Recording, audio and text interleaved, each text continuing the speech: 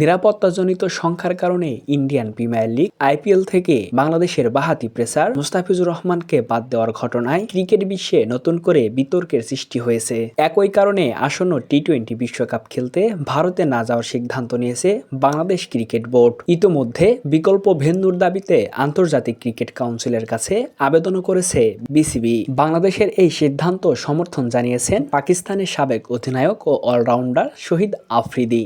তার মতে মুস্তাফিজুর রহমানকে আইপিএল থেকে বাদ দেওয়ার ঘটনা শুধু বাংলাদেশের জন্য নয়, বরং পুরো ক্রিকেট বিশ্বের জন্যই লজ্জাজনক। আফ্রিদি বলেন, এটা ক্রিকেট বিশ্বের জন্য খুবই লজ্জার বিষয়। ভারতই সব শুরু করে এবং শেষ পর্যন্ত তারাই নিয়ন্ত্রণ করে। এভাবে চলতে থাকলে অন্য দেশগুলো একসময় তাদের সঙ্গে চলাচল বন্ধ করে দেবে। বাংলাদেশ যে সিদ্ধান্ত নিয়েছে সেটা একদম সঠিক। ভারতের প্রভাব নিয়ে কড়া মন্তব্য করেন পাকিস্তানের এই সাবেক তারকা। তিনি বলেন, টাকার দাপটে চলছে ভারত। ক্রিকেটের অনেক সিদ্ধান্তই এখন অর্থনৈতিক প্রভাবের উপর নির্ভর করছে, যা খেলাটার জন্য ভালো নয়। বর্তমানে আইসিসির সভাপতি হিসেবে দায়িত্ব পালন করছেন জয় শাহ, যিনি এর আগে ভারতীয় ক্রিকেট বোর্ডের সভাপতি ছিলেন। আইসিসির শীর্ষ নেতৃত্বে একজন ভারতীয় থাকার অনেকেই মনে করেন সংস্থাটি ভারতের অতিরিক্ত প্রভাব রয়েছে। তবে আফ্রিদি পুরোপুরি এ মতের সঙ্গে একমত নন। তিনি বলেন, আইসিসিতে ভালো চিন্তাধারার মানুষও আছেন। আইসিসি শুধু ইন্ডিয়ান ক্রিকেট কাউন্সিল নয়, এটা ইন্টারন্যাশনাল ক্রিকেট কাউন্সিল। তবে ভারতের দিকে অতিরিক্ত ঝুঁকে থাকার যে ধারণা তৈরি হয়েছে সেটা দ্রুত বন্ধ করতে হবে। ক্রিকেটকে বাঁচিয়ে রাখতে হলে আইসিসিকে আরও নিরপেক্ষ থাকতে হবে।